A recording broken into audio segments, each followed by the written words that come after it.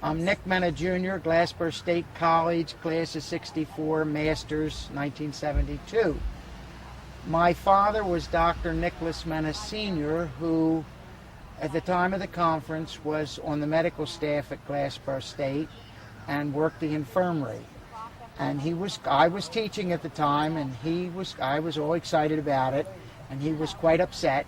He was called here on Friday, which was his day off, and he worked the conference, and they took my mother's car away from him and drove him to the infirmary, which incensed him because it was a new car and he didn't want anybody touching it.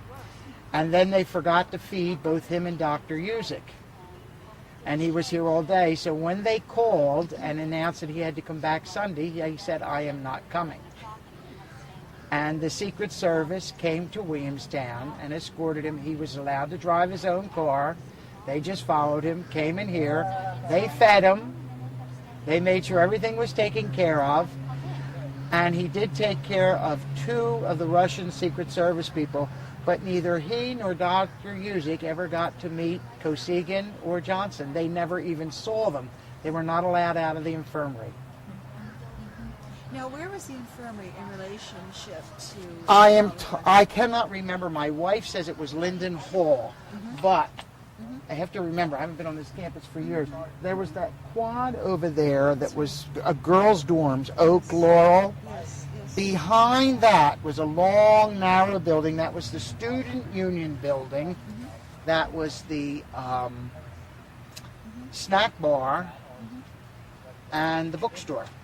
And the infirmary was right on the other side of that. It was attached to it. Yes.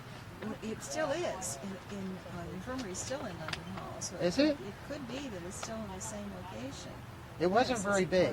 No, it's still very small.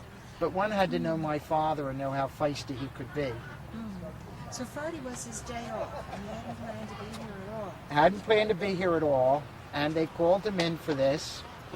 And we were all excited. My mother was all excited.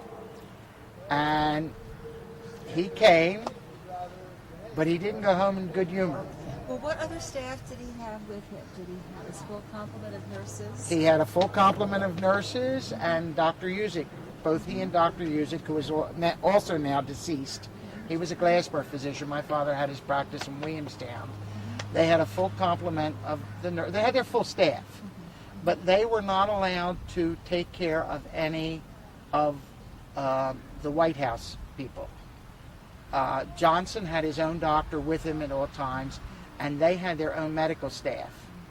So I don't know if any of them had to be treated for anything. My father did have to treat 2 Russian Secret Service. And they did not speak Russian. They brought an interpreter and spoke to them. And that's the only thing that he took care of.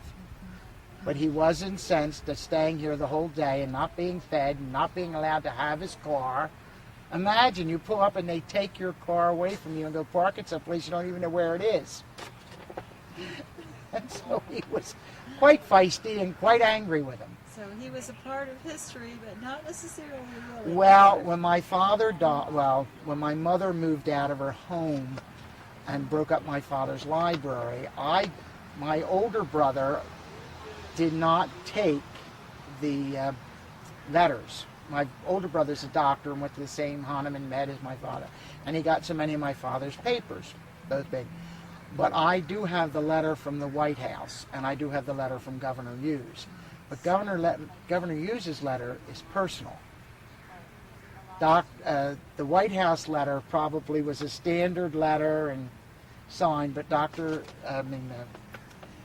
Governor Hughes' letter was a personal letter. So I do have them, and I'm not ready to give them up to anybody. Well, thank you so much for Thank coming you. in.